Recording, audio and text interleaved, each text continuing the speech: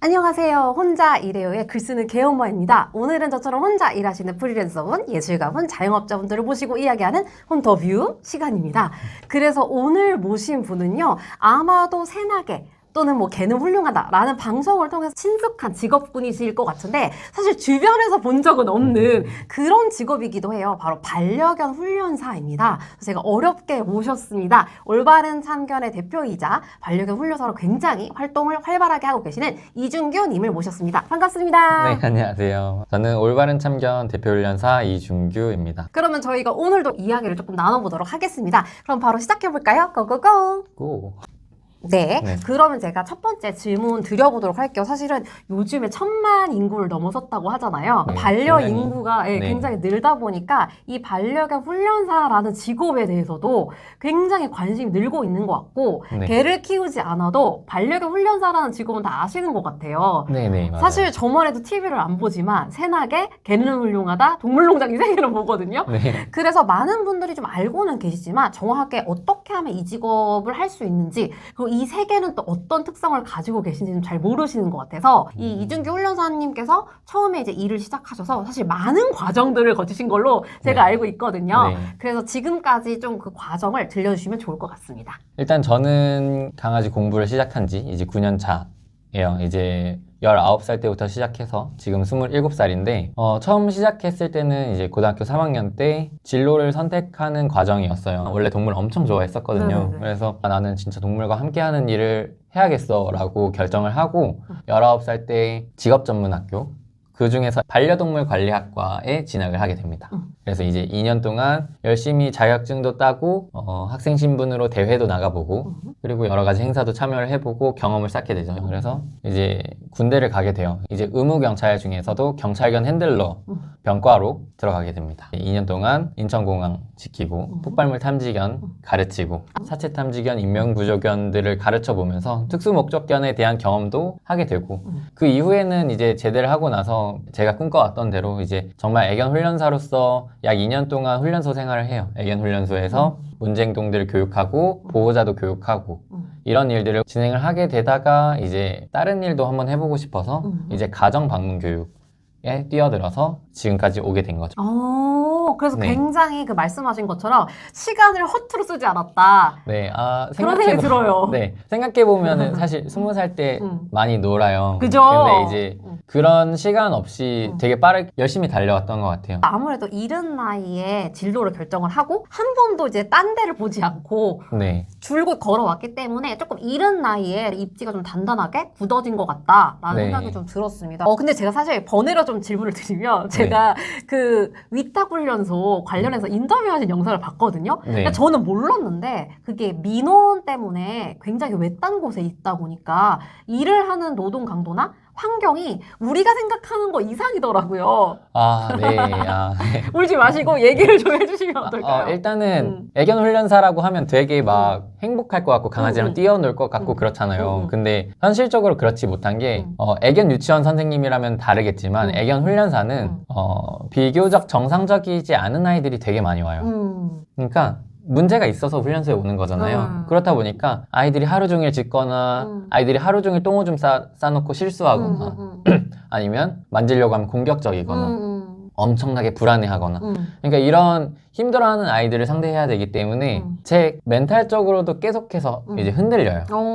초반에는 그냥 그래도 괜찮아 하면서 엄청 같이 열심히 운동도 시키고 일상적으로 일도 하고 내가 이제 단기적으로는 얘네를 고쳐야지 장기적으로는 내가 여기서 이만큼 배워야지 그리고 내가 미래에 가진 꿈까지 생각하면서 버틸 수가 있는데 1년 지나고 1년 반 정도 되고 2년 차 이렇게 가면서 내가 여기서 더 성장할 수 있을까? 내가 이렇게 가다가 내가 원하는 꿈에 도달할 수 있을까? 이런 생각들을 되게 많이 하게 돼요. 이런 생각들을 되게 많이 하게 되는 이유가 급여가 적기도 적어요. 급여가 이제 현실적으로 일단은 도심 지역에서 받는 그런 최저임금의 개념이랑 좀 다르다 보니까 좀 우리가 생각하는 열정 페이. 네, 열정 넘치는 약간 그런 열정 약간 페이여서 도제식 교육. 네. 그렇다 보니까 내가 도무지 안 될 것 같다라는 여기서는 내 미래가 잘 안 그려지는 느낌이 강해요. 그리고 또 더군다나 항상 하는 말인데 애견 훈련소는 우리 말씀하셨다시피 외딴 곳에 있어요. 민원 소지가 강하다 보니까. 그래서 그 마을에서 가장 젊으신 분이 60대. 아. 네. 그럼 60대 분이 보시면 진짜 깜짝 놀라요. 아니 이렇게 어린 아이가 막 이렇게 생각하실 수 네. 있겠네요. 이 젊은이 이러죠. 어. 이제 근데 방문 교육을 시작하면서 훈련사는 훈련도 훈련이지만 보호자가 잘 할 수 있도록 가르쳐야 된다는 걸 맞아요, 굉장히 많이 맞아요. 알게 됐고 그거를 굉장히 많이 배웠어요. 그렇게 이제 말하는 연습도 하고 어떻게 가르쳐야 되는지 이런 것들을 많이 이제 배웠죠. 네. 그럼 이제 다음 질문 조금 드려볼 건데요.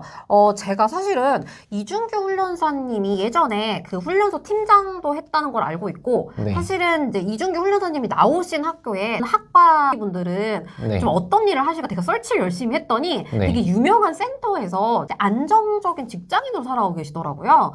그래서 제가 봤을 때는 소속된 곳에서 뭔가 안정감을 느끼면서 일을 하실 법도 한데 네. 나중에 이제 결국 올바른 참견이라는 자기 회사를 차리시게 되잖아요. 네. 그래서 그런 선택을 하시게 된 계기가 있으셨는지 좀 궁금했었어요. 20살 초반 때부터 애견 훈련소에서 일을 했었고 세 군데 정도 거쳤는데 직원으로서 일을 하게 되면 내가 뭔가 주체적으로 되지 못하다 보니까 오, 맞아요, 맞아요. 시키는 일을 하게 돼요. 근데 시키는 일을 하게 될 때 내 생각은 이렇게 해야 될 것 같은데 그래도 그냥 이렇게 해라고 했을 때 무기력감? 그런 것들이 좀 오게 되면은 좀 하기 싫다. 만약에 이게 내 마음대로 할 수 있는 일이면 굉장히 좋을 텐데. 그래서 제가 마지막으로 다녔던 애견 훈련소에서는 꽤 길게 일을 했어요. 거기서 이제 제가 그렇게 오랫동안 일을 할 수 있었던 이유는 너 하고 싶은 대로 해. 미리 말만 하면 난 네 의견대로 도와줄 테니까 너 하고 싶은 대로 일단 하고 나한테 알려줘. 그때 제가 주체적으로 했었던 기억이 굉장히 좋았어요. 또 이제 방문교육 업체에 들어가게 됐는데 방문교육 업체에서도 어느 정도 짜여진 그 룰 안에서 움직여야 될 때가 있는데 저는 그게 좀 답답하게 느껴질 때가 있어요. 조금 더 자율성 요구되고 네. 좀 내가 뭔가 주도적으로 할 수 있는 그런 환경을 조금 더 원하셨군요. 네네. 제가 주도적일 때 일의 효율이 제일 많이 올라간다고 생각이 들어서 아. 네. 그래서 지금 올바른 참견을 뒤늦게 들어오게 된 훈련사님에게도 틀 안에서 이 정도 규칙만 지켜주면 너가 뭘 해도 괜찮다. 그리고 내가 봤을 때 이 부분은 조금 프로답지 못하다라고 생각이 들 때 그 부분에 대해서만 이제 이렇게 해보는 건 어때? 라고 제안을 하는 정도지 완전히 잘못된 길을 걷는 게 아닌 이상 이건 잘못됐어 라고 말하진 않아요. 어떻게 보면 내가 지금까지 해왔던 그런 사회 경험을 통해서 네. 나는 어느 정도 자율성이 좀 보장이 되고 너무 매뉴얼화 되지 않은 그런 환경에서 조금 더 효율이 높았기 때문에 네. 같이 일하시는 분께도 그거를 같이 적용해 드린다는 말씀이신 거죠. 네네. 네. 사실 여기서 제가 드는 생각이 번외로 이분의 MBTI가 좀 궁금한데 혹시 검사해 보셨어요? 저는 ENFP.